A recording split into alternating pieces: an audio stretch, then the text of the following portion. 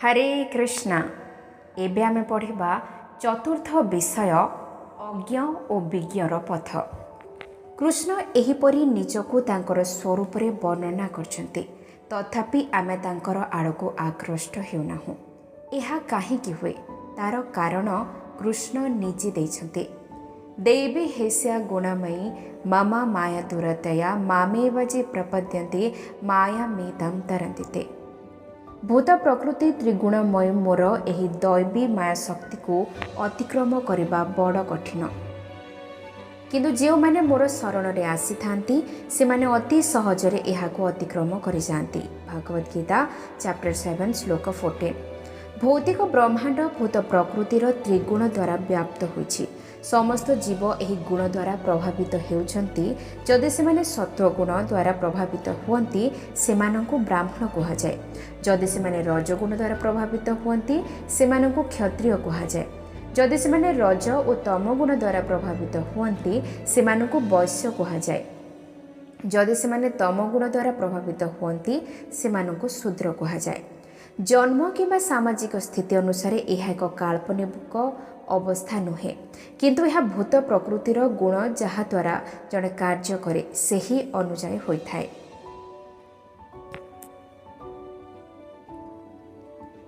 चातुर्वर्ण्य माया सृष्टम गुण कर्म विभाग सह तस्य कर्तारमपि माम विधि अकर्तारमप्ययम्। भूत प्रकृतिर त्रिगुण एवं सही गुण अनुसार कर्मानुजाई मानव समाज रे थिबा चारि वर्ण विभाग मो द्वारा सृष्टि होइछि। जदियो मो ए वर्ण विभागर सृष्टिकर्ता, तथापि तुमे जानि रखिबा उचित जे मो अव्यय अपरिवर्तनीय होइथिबा जोगु मो अकर्ता अटे। भागवत गीता चैप्टर 4 श्लोक 13। भारतर विकृत जाति प्रथा परी एही प्रथा नुहे। श्रीकृष्ण विशेष करी कहचंती गुण कर्म विभाग सह। मनुष्यर गुण और कर्म अनुसार तार श्रेणी विभाग होइछि एवं यह ब्रह्मांडर समस्त मनुष्यों पई उद्दिष्ट। जेतेबेले कृष्ण एहाकु कहिछंती आमे जानिबा दरकार जे से जहा कहिछंती ताहा कोनोसी निर्दिष्ट गोष्ठी लागि सीमित नुहे, किंतु ताहा सार्वजनीन सत्य अटे। से समस्त जीव मानकर पिता बोली कहा जायछि। एपरिक पशु, जलचर जीव, वृक्षलता, कीट पतंग, पक्षी माने समस्ते मध्य तांकर संतान बोली कहा जायछि। श्रीकृष्ण कहिछन्ति जे समग्र ब्रह्मांड भूत प्रकृतिर त्रिगुणर क्रिया प्रतिक्रिया द्वारा मोहित होइछि एवं आम्भे माने सेही मायार वशवर्ती होइछु। सुतरां आमे भगवान कोन जानि पारुनाहु। एही मायार प्रकृति कोन एवं एहाकु किपरि अतिक्रम करबाकु हेबो ताहा मध्य भागवत गीतारे कहा जायछि। देवे हेस्या गुणमयी मम माया दुरतया मामेव जे प्रपद्यन्ते माया मेदं तरन्ति। भागवत गीता चैप्टर 7 श्लोक 14।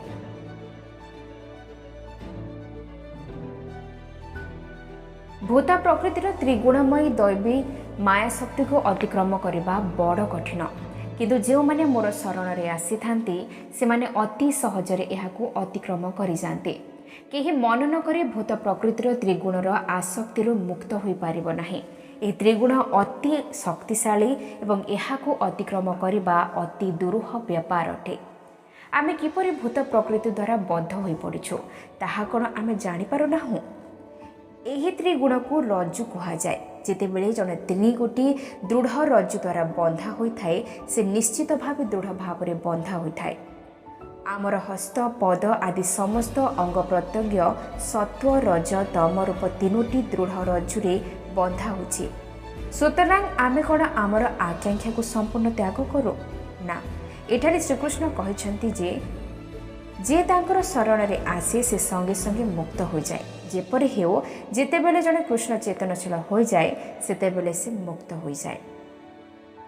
आमे समस्ते कृष्णଙ୍କ सह संबंधित, तेणु आमे समस्ते तांकर संतान।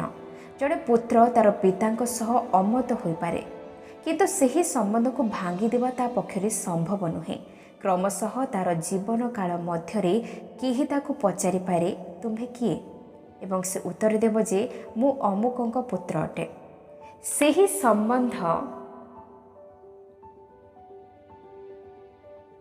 संबंध केबे हेले भग्न करा जाई पारिबो नाही।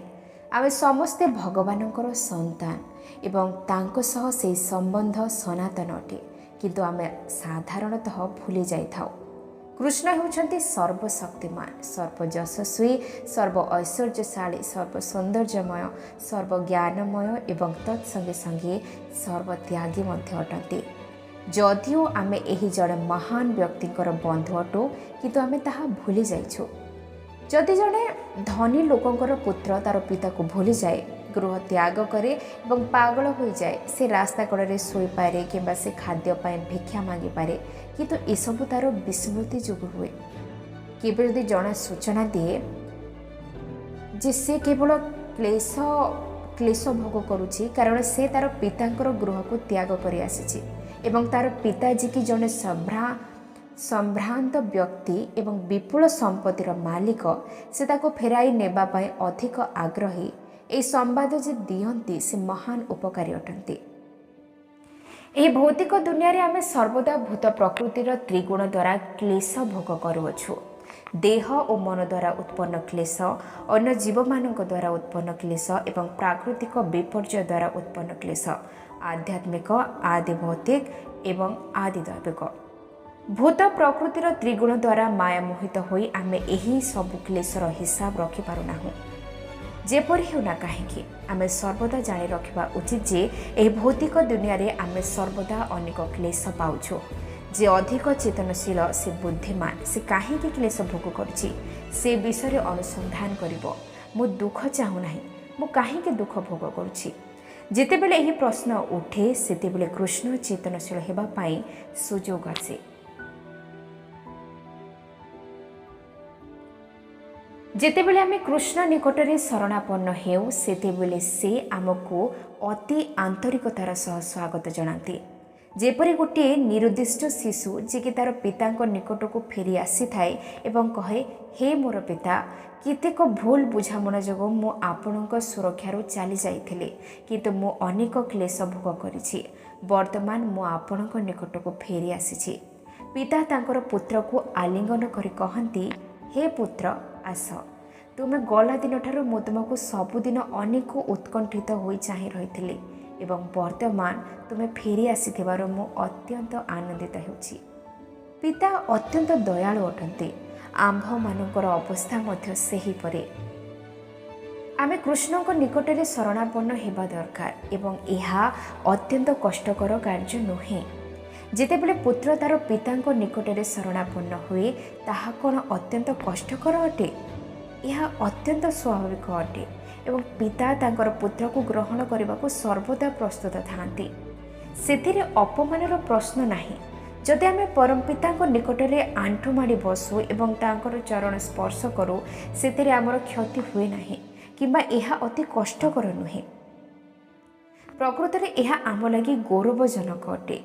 तेबे आमे काहेकि ताहा न करिबा? कृष्णंकर शरणापन्न हेबा द्वारा आमे तत्क्षणात तांकर सुरक्षा रे रहू एवं समस्त दुखरू निस्तार पाऊ। यह समस्त शास्त्र रे दृढ़ भावरे कहा जायछि। भागवत गीतार शेष पर्यायर कृष्ण कहचंती, सर्वधर्मान परित्यज्य मामेकं शरणं व्रज, अहम त्वां सर्व पापेभ्यो मोक्षयिष्यामि मा शुचः। समस्त प्रकार धर्म त्याग कर, केवल मोर शरण रे आस, मु तुमको समस्त प्रकार पाप कर्मर प्रतिक्रिया मुक्ति दे पारिबी। एथिरे भय करिवार नाही। भागवत गीता चैप्टर 18 श्लोक 66। जेतेबेले आमे भगवानकर पाद पद्मरे शरणापन्न हेउ आमे तांकर सुरक्षा रे आसु एवं सेही समयरू आमर कोनोसी भय रहे नाही। जेतेबेले पिला माने सेमानकर पिता मानकर तत्त्वावधान रे रही थांती सेमाने निर्भय होई रही थांती कारण सेमाने जानी थांती जे सेमानकर पिता माता सेमानकर कोनोसी क्षति हेबाकू देबे नाही। मामेव जे प्रपद्यन्ते, कृष्ण प्रतिज्ञा करी कहउछन्ती जे जे माने तांकर शरण रे आसंती सेमानकर भयर कोनोसी कारण नाही। जदि कृष्णकर शरण रे आसीबा एते सहज कथा तेबे लोक माने काहेकि ताहा करू नाहंती? ता परिवर्ते अनेक अछंती जो माने कि भगवानकर अस्तित्व विषय रे आपत्ति उठाइछंती। ଭଗବାନଙ୍କର अस्तित्व ଧମକ ଦେଉଛନ୍ତି। ସେମାନେ ଦାବି କରୁଛନ୍ତି ଯେ ପ୍ରକୃତି ଓ ବିଜ୍ଞାନ ହିଁ ସବୁକିଛି ଅଟେ ଏବଂ ଭଗବାନ କିଛି ନୁହନ୍ତି। ତଥାକଥିତ ସଭ୍ୟତାର ଜ୍ଞାନରେ ଅଗ୍ରଗତି ଅର୍ଥାତ୍ ଜନସାଧାରଣ ଅଧିକରୁ ଅଧିକ ଉଦ୍ଭ୍ରାନ୍ତ ହେଉଛନ୍ତି। ରୋଗ ନିରାକରଣ ହେବା ପରିବର୍ତ୍ତେ ବୃଦ୍ଧି ହୋଇ ଚାଲିଛି। ଲୋକମାନେ ଭଗବାନଙ୍କୁ ଖାତିର କରୁନାହାନ୍ତି, କିନ୍ତୁ ସେମାନେ ପ୍ରକୃତିକୁ ଖାତିର କରୁଛନ୍ତି ଏବଂ ତ୍ରିତାପ ଆକାରରେ ପଦାଘାତ କରିବା ହେଉଛି ପ୍ରକୃତିର କାର୍ଯ୍ୟ। ସେ ଦିନରାତି 24 ଘଣ୍ଟା ଏହିପରି ପଦାଘାତ କରି ଚାଲିଛି। ଯେପରି ହେଉନା କାହିଁକି ଏହିପରି ଆଘାତ ସହିବାରେ ଆମେ ଏପରି ଅଭ୍ୟସ୍ତ ଯେ ଆମେ ଭାବୁ ଏହା ଠିକ୍ ଅଛି ଏବଂ ଏହାକୁ ଏକ ସାଧାରଣ କଥା ବୋଲି ଭାବୁ। ଆମେମାନେ ଆମର ଶିକ୍ଷାକୁ ନେଇ ଅତି ଗର୍ବ କରୁ, କିନ୍ତୁ ଆମେ ଭୂତ ପ୍ରକୃତିକୁ କହୁ ମୋତେ ପଦାଘାତ କରିଥିବାରୁ ମୁଁ ତୁମକୁ ଅଶେଷ ଧନ୍ୟବାଦ ଦେଉଛି, ବର୍ତ୍ତମାନ ଦୟାକରି ଏହିପରି କରିଚାଲ। ଏହିପରି ପ୍ରତାରିତ ହୋଇ ମଧ୍ୟ ଆମେ ଭାବୁ ଯେ ଆମେ ତଥାପି ଭୂତ ପ୍ରକୃତିକୁ ଜୟ କରିଛୁ, କିନ୍ତୁ ଏହା ଏପରି କିପରି ହେବ? ପ୍ରକୃତି ମଧ୍ୟ ଆମକୁ ଜନ୍ମ ମୃତ୍ୟୁ ଜରା ବ୍ୟାଧି ରୂପରେ ଶାସ୍ତି ଦେଉଛି। କେହି ଜଣେ ହେଲେ ଏହି ସମସ୍ୟାର ସମାଧାନ କରିପାରିଛି କି? ତେବେ ଆମେ ପ୍ରକୃତରେ ଜ୍ଞାନ ଓ ସଭ୍ୟତାରେ କି ଉନ୍ନତି କରିଛୁ? ଆମେ ଭୂତ ପ୍ରକୃତିର କଠୋର ନିୟମର ବଶୀଭୂତ, କିନ୍ତୁ ତଥାପି ଆମେ ଭାବୁଛୁ ଆମେ ଜିତି ଯାଇଛୁ। ଏହାକୁ ମାୟା କୁହାଯାଏ। ତାର ସୀମିତ ଜ୍ଞାନ ଓ ଶକ୍ତି ଯୋଗୁଁ ତାକୁ ଏହି ଶରୀରର ପିତାଙ୍କ ନିକଟରେ ଶରଣାପନ୍ନ ହେବାକୁ କିଛି ଅସୁବିଧା ହୋଇପାରେ, କିନ୍ତୁ କୃଷ୍ଣ ଜଣେ ସାଧାରଣ ପିତାଙ୍କ ପରି ନୁହନ୍ତି। କୃଷ୍ଣ ଅସୀମ ଜ୍ଞାନମୟ, ଶକ୍ତିମାନ, ଐଶ୍ୱର୍ଯ୍ୟମୟ, ସୌନ୍ଦର୍ଯ୍ୟମୟ, ଯଶସ୍ୱୀ ଏବଂ ତ୍ୟାଗୀ ଅଟନ୍ତି। ଆମେ ଏପରି ଭାଗ୍ୟବାନ ହୋଇ ତାଙ୍କ ପାଖକୁ ଯାଇ ତାଙ୍କର ସମ୍ପତ୍ତି ଭୋଗ କରିବା ଉଚିତ ନୁହେଁ କି? ତଥାପି କେହି ଏଥିପ୍ରତି ଖାତିର କରୁନାହାନ୍ତି ଏବଂ ବର୍ତ୍ତମାନ ସମସ୍ତେ ଭଗବାନ ନାହାନ୍ତି ବୋଲି ପ୍ରଚାର କରୁଛନ୍ତି। ଲୋକମାନେ କାହିଁକି ତାଙ୍କର ଅନ୍ୱେଷଣ କରୁନାହାନ୍ତି? ଏହାର ଉତ୍ତର ଭାଗବତ ଗୀତାର ପରବର୍ତ୍ତୀ ଶ୍ଲୋକରେ ଦିଆଯାଇଛି। ନମାଂ ଦୁଷ୍କୃତିନୋ ମୂଢ଼ା ପ୍ରପଦ୍ୟନ୍ତେ ନରାଧମଃ ମାୟାପହୃତ ଜ୍ଞାନ ଆସୁରଂ ଭାବମାଶ୍ରିତଃ। ଗଣ୍ଡମୂର୍ଖ ଦୁର୍ବୃତ୍ତ ଗଣ ନରାଧମମାନେ ଯେଉଁମାନଙ୍କର ଜ୍ଞାନ ମାୟା ଚୋରି କରି ନେଇଛି, ସେମାନେ ଏବଂ ଅସୁର ସ୍ୱଭାବ ସମ୍ପନ୍ନ ବ୍ୟକ୍ତିମାନେ ମୋଠାରେ ଆତ୍ମସମର୍ପଣ କରନ୍ତି ନାହିଁ କିମ୍ବା ଶରଣରେ ଆସନ୍ତି ନାହିଁ। ଭାଗବତ ଗୀତା ଚାପ୍ଟର 7 ଶ୍ଲୋକ 15। ଏହିପରି ଭାବରେ ଅଜ୍ଞ ଲୋକମାନେ ଶ୍ରେଣୀଭୁକ୍ତ ହୋଇଛନ୍ତି। ଜଣେ ଦୁଷ୍କୃତି ସର୍ବଦା ଶାସ୍ତ୍ରର ଆଜ୍ଞା ବିରୁଦ୍ଧରେ କାର୍ଯ୍ୟ କରେ। ବର୍ତ୍ତମାନ ସଭ୍ୟତାର ବୃତ୍ତି ହେଉଛି ଶାସ୍ତ୍ର ନିୟମ ଭଙ୍ଗ କରିବା, ତାହା ହିଁ ସବୁ। ସଂଜ୍ଞା ଅନୁସାରେ ସେ ହେଉଛନ୍ତି ପୁଣ୍ୟବାନ ବ୍ୟକ୍ତି ଯିଏକି ଏହାକୁ ବିରୋଧ କରେ ନାହିଁ। ଦୁଷ୍କୃତି ଅର୍ଥାତ୍ ଆସୁରୀ ପ୍ରକୃତିର ଏବଂ ସୁକୃତି ଅର୍ଥାତ୍ ପୁଣ୍ୟବାନଙ୍କ ମଧ୍ୟରେ ପାର୍ଥକ୍ୟ ଏବଂ ସୁକୃତି ଅର୍ଥାତ୍ ପୁଣ୍ୟବାନଙ୍କ ମଧ୍ୟରେ ପାର୍ଥକ୍ୟ ଦର୍ଶାଇବାକୁ କେତେକ ମାନଦଣ୍ଡ ଅଛି। ସବୁ ସଭ୍ୟ ଦେଶର କେତେକ ଶାସ୍ତ୍ର ଅଛି। ସେ ଖ୍ରୀଷ୍ଟିଆନ, ହିନ୍ଦୁ, ମୁସଲମାନ କିମ୍ବା ବୌଦ୍ଧ ହୋଇପାରନ୍ତି, ସେଥିରେ କିଛି ଯାଏ ଆସେ ନାହିଁ। ମୂଳ କଥା ହେଉଛି ଶାସ୍ତ୍ର ରହିଛି। ଯାହାର ନିର୍ଦ୍ଦେଶ ବା ଆଜ୍ଞାକୁ ଅମାନ୍ୟ କରେ ତାକୁ ବିଧର୍ମୀ ବୋଲି ବିବେଚନା କରାଯାଏ। ଏହି ଶ୍ଲୋକରେ ଆଉ ଏକ ଶ୍ରେଣୀ ବିଷୟରେ କୁହାଯାଇଛି। ସେ ହେଉଛି ମୂଢ଼ା ଅର୍ଥାତ୍ ମୂର୍ଖ ଲୋକ। ଯେ ନିମ୍ନ ଶ୍ରେଣୀର ମାନବ ତାକୁ ନରାଧମା ଏବଂ ସେମାନଙ୍କୁ ମାୟା ଅପହୃତ ଜ୍ଞାନ କୁହାଯାଏ। ଯେଉଁମାନଙ୍କର ଜ୍ଞାନ ମାୟା ଦ୍ୱାରା ଅପହୃତ ହୋଇଥାଏ, ଆସୁରମ୍ ଭାବମାଶ୍ରିତା, ସେହିମାନଙ୍କୁ ଆସୁରମ୍ ଭାବମାଶ୍ରିତା କୁହାଯାଏ, ଯେଉଁମାନେ ସମ୍ପୂର୍ଣ୍ଣ ନାସ୍ତିକ ଅଟନ୍ତି। ଯଦିଓ ପିତାଙ୍କ ନିକଟରେ ଶରଣାପନ୍ନ ହେବାରେ କୌଣସି ଅସୁବିଧା ନାହିଁ, ତଥାପି ଏସବୁ ଶ୍ରେଣୀର ଲୋକମାନେ ତାହା କରନ୍ତି ନାହିଁ। ଫଳସ୍ୱରୂପ ସେମାନେ ପିତାଙ୍କର ଏଜେଣ୍ଟମାନଙ୍କ ଦ୍ୱାରା କ୍ରମାଗତ ଭାବରେ ଦଣ୍ଡ ଭୋଗ କରନ୍ତି। ସେମାନେ ଭୀଷଣ ଚପଟାଘାତ, ବେତ୍ରାଘାତ ଏବଂ ପଦାଘାତ ପାଆନ୍ତି ଏବଂ ସେମାନେ କ୍ଲେଶ ଭୋଗ କରନ୍ତି। ଯେପରି ଜଣେ ପିତା ତାଙ୍କ ଅମାନିଆ ପିଲାକୁ ଶାସ୍ତି ଦେଇ ସଂଶୋଧନ କରନ୍ତି, ସେହିପରି ଭୂତ ପ୍ରକୃତି କେତେକ ଦଣ୍ଡ ବିଧାନର ବ୍ୟବସ୍ଥା ରହିଛି।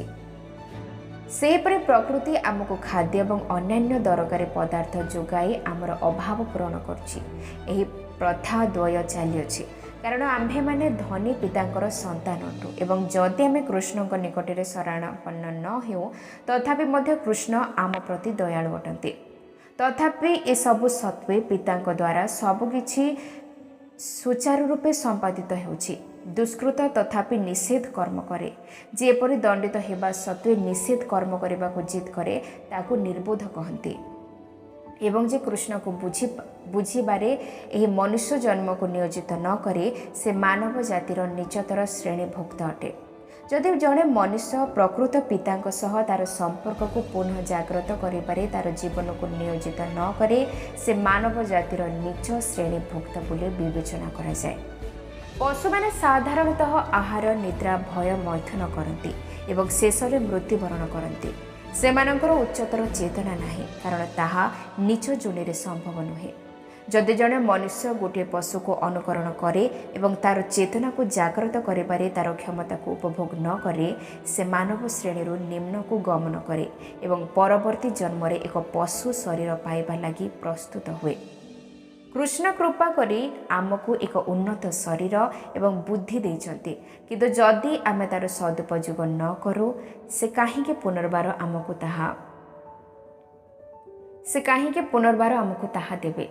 आमे जानिबा दरकार जे लक्ष लक्ष जन्म विभिन्न जोनि रे भ्रमण करिबा परे एही मानव शरीर मिलिछि एवं जन्म मृत्यु चक्रर उद्धार पाइबा निमित्त यह एक सुजोग सेथिरे एवं जन्म मृत्यु चक्रर उद्धार पाइबा निमित्त यह एक सुजोग जेउथिरे 80 लाख अधिक जीवजोनिकर विकास साधित हो पारिबो। कृष्णकर कृपारू यही सुजोग मिली। जदि आमे यही सुजोग ग्रहण न करूँ आमे मनुष्य मध्य नीच चेतनार मनुष्य नुहे कि जड़े कौन विश्वविद्यालय MA PhD प्रभृति डिग्री पाइपे, किंतु माया शक्ति यही कड़ ज्ञान को हरण करनेब। जे प्रकृत बुद्धिमान से किए, भगवान किए, भूत प्रकृति कौन एवं यही क्लेशर उद्धार पाइबार उपाय कौन, यही सब विषय बुझा तार बुद्धि प्रयोग करिबो। आमे हमर बुद्धि प्रयोग करी गोटे गाड़ी रेडियो किंबा टेलीविजन इंद्रिय प्रीति लगी तैयारी करिपारो, किंतु आमे बुझिबा दरकार जे यह ज्ञान नुहे बरम यह हेउची अपहृत बुद्धि। मनुष्य को जीवन समस्या विषय बुझा बुद्धि दि जाइथिला, किंतु यह अपहृत हेउची। लोक मैंने भावुंट से माने ज्ञान अर्जन कर कारण से माने किपरि कार तैयारी करने को हुए एवं किपरि चलाइबा को हुए जानते, किंतु कार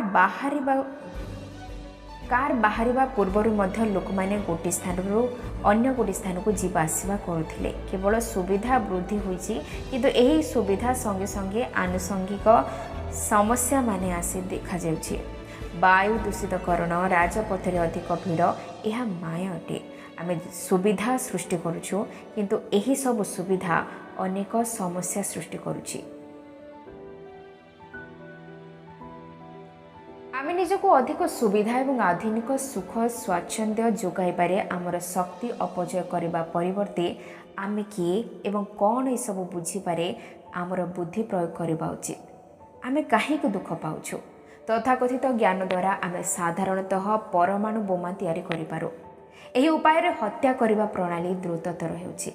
आमे यह भावी गर्वित जे यह होछि ज्ञानर अग्रगति, किंतु जदि आमे एपरि जिनिस तैयारी करि पारंतु जद्वारा मृत्यु को बंद करा जाय पारंता, तेबे आमर ज्ञान रे प्रकृत अग्रगति होंता। भूत प्रकृति रे मृत्यु सर्वदा रहिछि, किंतु आमे एक कथारे समस्त को हत्या करी एहाकु द्रुत करबाकू इच्छा करूछु। एहाकू माया अपहृत ज्ञान अर्थात माया द्वारा अपहृत होइतिबा ज्ञान कहा जाए। असुर गण और नास्तिक गण प्रकृति में भगवान प्रतिद्वंदिता करती। जदि परमपिता न थांती तेबे आमे दिवा लोक देखि पारंतु नाही। तेबे तांको सह प्रतिद्वंदितार कारण कौन? वेदरे कहा जायछि जे दुई प्रकार श्रेणीर मानव अछंती, देवता और असुर। देवता किए?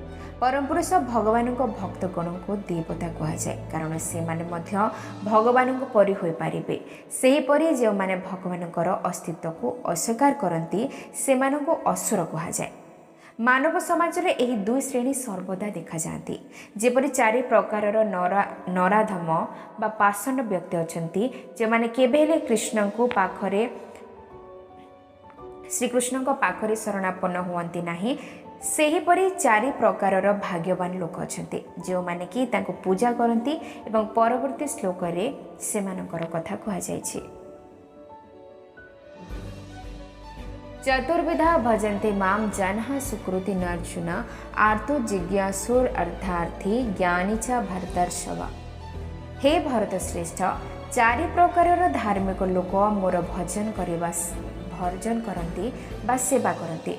सेमाने हेउछन्ति आयत दुख बा विपद रे पड़िथिबा व्यक्ति, धन कामना करुथिबा व्यक्ति, जिज्ञासु एवं ज्ञानी अर्थात जे भगवान संबंध में जानिबाकू इच्छा करुछि। भागवत गीता चैप्टर 7 श्लोक 16। ए भौतिक दुनिया दुख परिपूरित अटे एवं उभय पापी और पुण्यवान लोक एथिरे पतित होती। शीतर शीतलता समस्त को एकापरी अनुभूत हुए। यह पापी और पुण्यवान, धनी और गरीब काहारी को खातिर करे नाही। पापी और पुण्यवान को मध्य पार्थक्य अछि। जेपरि पुण्यवान लोक तार दुरावस्था भगवान को चिंता करे। धरा जाओ जितेबले जड़े लोक विपद रे पड़े से चर्च को जाए एवं प्रार्थना करे, हे भगवान मु असुविधा रे पड़ी, दयाकोरी मते साहाय्य कर। जदिओ से किसी भौतिक सुविधा लगे प्रार्थना करुछि, एपरि लोक को मध्य पुण्यवान बोली विवेचना करा जाए, कारण जे तार दुर्दशा बेले भगवान को डाकुछि। सेहीपरि जड़े गरीब लोक चर्च को जाए और प्रार्थना करे, हे भगवान दयाकोरी मते किछि अर्थ दियंतु। अन्य पक्षे जिज्ञासु व्यक्ति होचंती प्रकृत रे बुद्धिमान। से सर्वदा यही सब विषय अनुसंधान करथांती। सेमाने पचारि पारती भगवान किए एवं तांको जानिबा पई सेमाने वैज्ञानिक अनुसंधान करि पारती। सेमानकु मध्य पुण्यवान बोली कहा जाए, कारण सेमाने प्रत्यक्ष भाव में प्रकृत विषय वस्तुर अनुसंधान करते। जो व्यक्ति ज्ञान स्तर रे थाए एवं तार स्वरूप स्थिति विषय अवगत थाए ताको ज्ञानी कहा जाए। एही ज्ञानीर भगवान निराकार बोली धारणा थाई पारे, किंतु जेहेतु से परम अद्वय सत्य भगवानकर आश्रय ग्रहण करि थाए ताको मध्य पुण्यवान बोली कहा जाए। एही चारि प्रकार लोकों को सुकृति कहा जाए, कारण से माने भगवान को डाकती। तेषां ज्ञानी नित्ययुक्त एक भक्तिर विशिष्यते प्रायो हि ज्ञानिनोत्यर्थम अहम सज मम प्रियः। एमानक मध्यरे जे पूर्ण ज्ञान प्राप्त होता है अर्थात ज्ञानी जे कि शुद्ध भक्ति जोगरे मो सहित युक्त होता है, से सर्वोत्तम अटे, कारण मो तार अति प्रिय एवं से मोर अति प्रिय। श्रीमद् भागवत गीता चैप्टर 7 श्लोक 17। ए चारि श्रेणी भिन्न जो व्यक्ति भगवान को तत्वरे जानिबा को चेष्टा करे, जे कृष्ण चेतनशील होगा को चेष्टा करे, ताको योग्यतम बोली कहा जाए। प्रकृत में कृष्ण कहते जे एपरि व्यक्ति तांकर अति प्रिय अटंती, कारण तांकर भगवान को जानिबा भिन्न अन्य कौनसी कार्य न थाए। अन्य माने निचतर अटंती, कि भगवान को कौनसी वस्तु विषय प्रार्थना करने कथा नुहे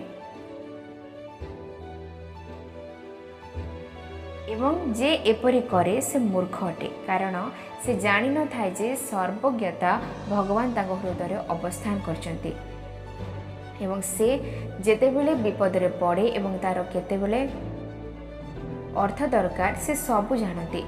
बुद्धिमान लोक यहाकू अनुभव करिपारे एवं से भौतिक दुखर मुक्त पाइबा पई केबेले प्रार्थना करे नाही। ता परिवर्ते से भगवान को जसगान करे एवं से किपरि महान और विषय अन्य माननकू सूचना दिए।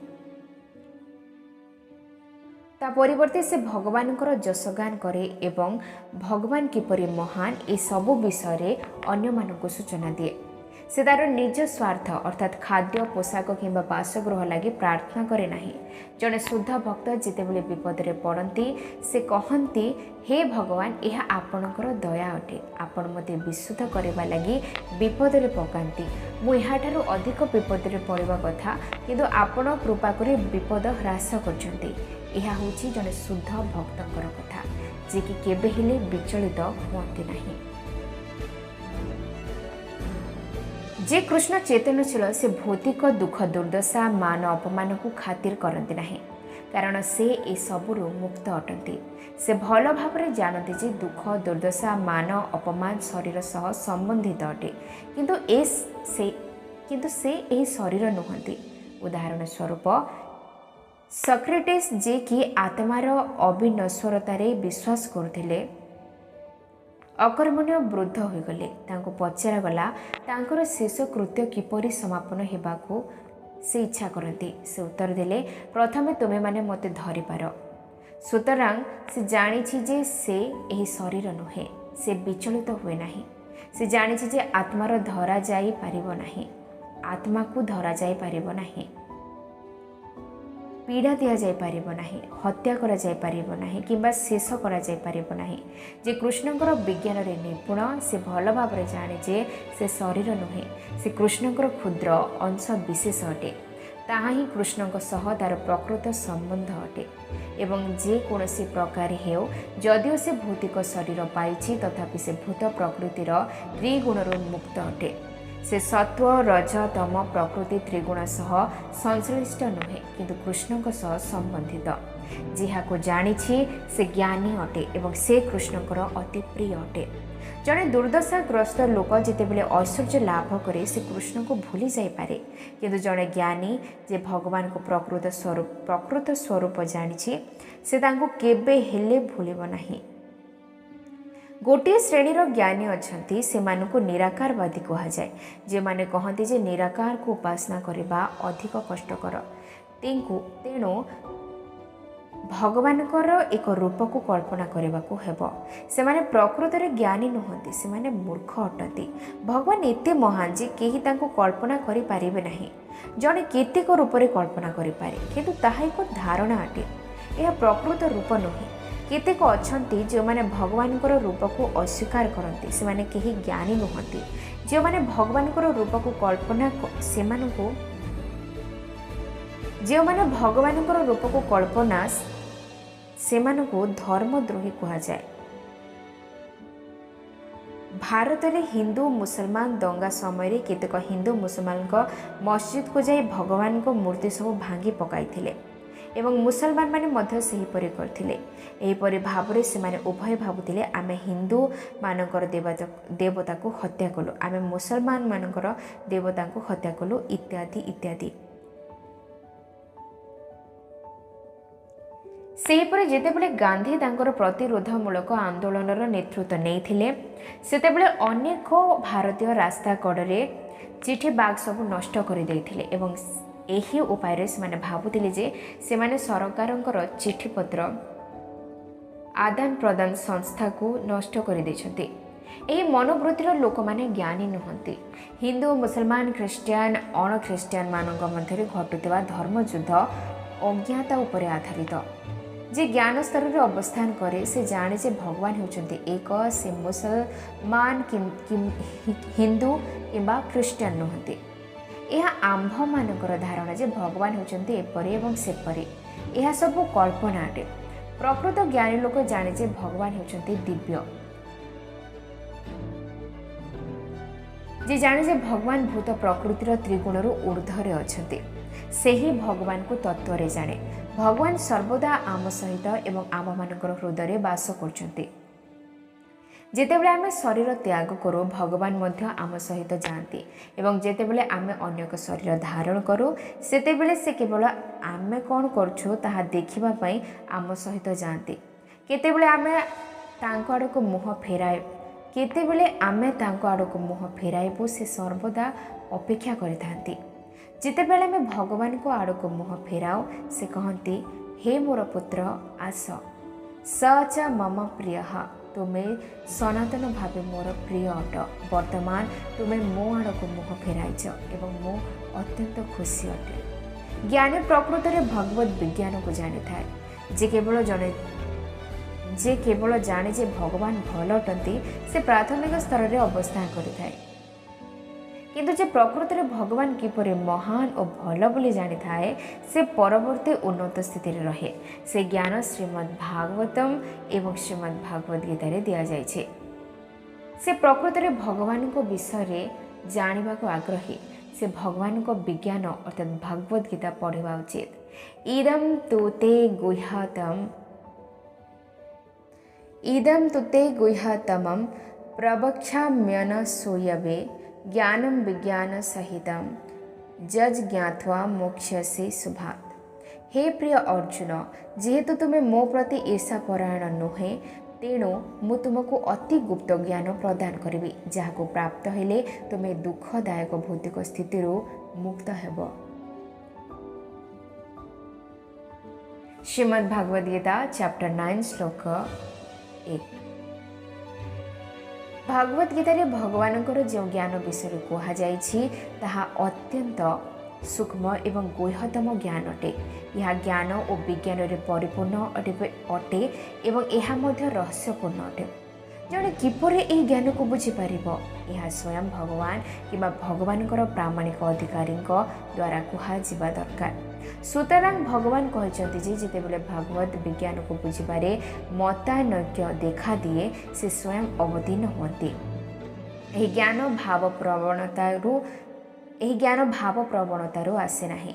भक्ति भाव प्रवणता नुहे। भक्ति भाव प्रवणता नुहे, यह एक विज्ञान अटे। श्रील रूप गोस्वामी कहते वैदिक ज्ञान सह कौन संपर्क न थाए आध्यात्मिक आडंबर साधारणतः समाज में विचलन सृष्टि करे। श्रील रूप गोस्वामी कहते वैदिक ज्ञान सह कौन संपर्क न थाए आध्यात्मिक आडंबर साधारणतः समाज में विचलन सृष्टि करे। जड़े कारण जुक्ति एवं ज्ञान द्वारा भक्ति रसामृतर स्वाद ग्रहण करने दरकार एवं तापरे से यहाँ अन्य मानक वितरण करने दरकार। जड़े भाविबा उचित नुहे जे कृष्ण चैतन्य होची सूक्ष्म भाव प्रवणता। नृत्य और कीर्तन समस्त विज्ञान सम्मत अटे। विज्ञान अच्छी एवं भावर आदान प्रदान मध्य अच्छी। कृष्ण ज्ञानी लोकंकर अति प्रिय अटंती एवं ज्ञानी लोक कृष्णकर अति प्रिय अटंती। कृष्ण आमर भल पाइबा बा प्रेमर समस्त गुण में प्रतिदान दियंती। आम भली असीम जीव मानकर कृष्ण को भल पाइबार कि शक्ति अच्छी, किंतु कृष्णकर भल पाइबा पाई विशाल क्षमता बा असीम क्षमता अच्छी। हरे कृष्ण। जगद्गुरु श्रील प्रभुपाद की जय। वांछा कल्पतरुभ्यश्च कृपा सिंधुभ्यो पतितानं पावनेभ्यो वैष्णवेभ्यो नमः।